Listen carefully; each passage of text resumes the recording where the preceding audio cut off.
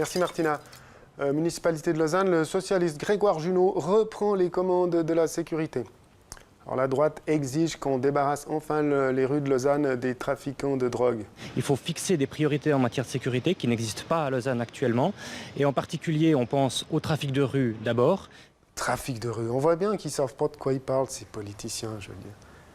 Moi, j'aimerais profiter de faire un message de prévention, profiter de cette visibilité qui m'est offerte. Enfin, je dis visibilité, je suis bien conscient que je suis sur la RTS en deuxième partie de soirée.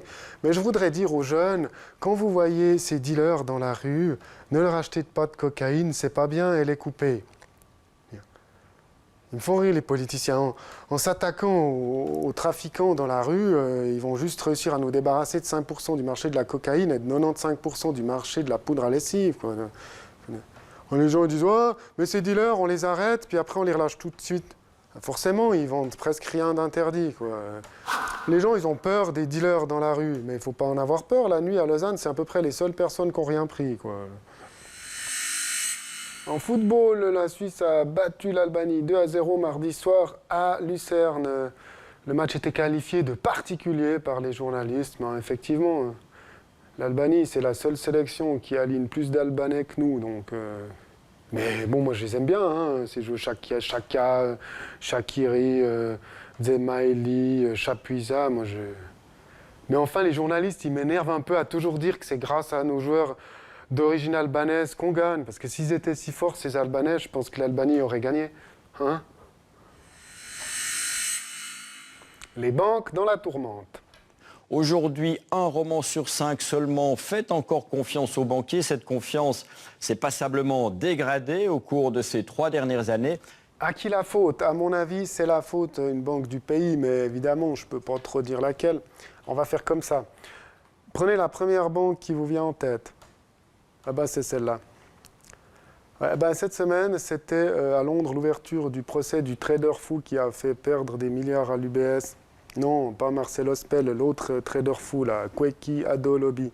Bon.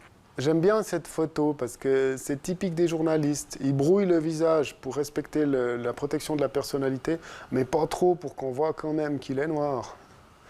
Cette semaine, il y a eu une autre polémique avec une autre banque, cette fois, l'UBS.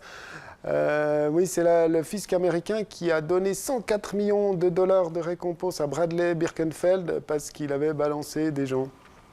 Alors, si le fisc américain se met à récompenser généreusement ceux qui donnent des noms, il y en a qui vont commencer à se frotter les mains. Le prince Harry est de retour en Afghanistan. Vous savez qu'il est pilote d'hélico dans l'armée. Alors, les talibans ont tenu une conférence de presse pour dire qu'ils avaient décidé de tuer le prince Harry. Hein? Comme d'habitude, il a l'air bien ficelé leur plan aux talibans. Le premier point de leur plan, c'est d'en parler à tout le monde. Je veux dire... S'ils veulent se débarrasser du prince Harry, je ne vais pas leur donner des idées, mais il n'y a qu'à lui livrer une caisse de whisky.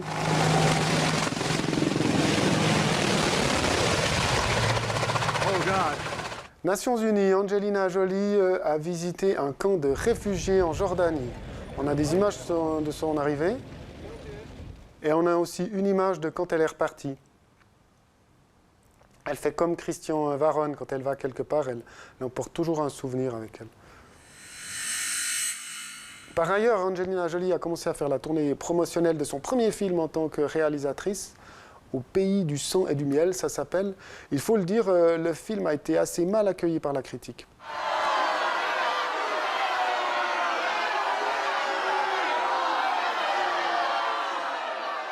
Non mais l'ampleur de ces émeutes, moi je comprends pas pourquoi quand ils sont fâchés avec l'Occident, ils cassent tout chez eux.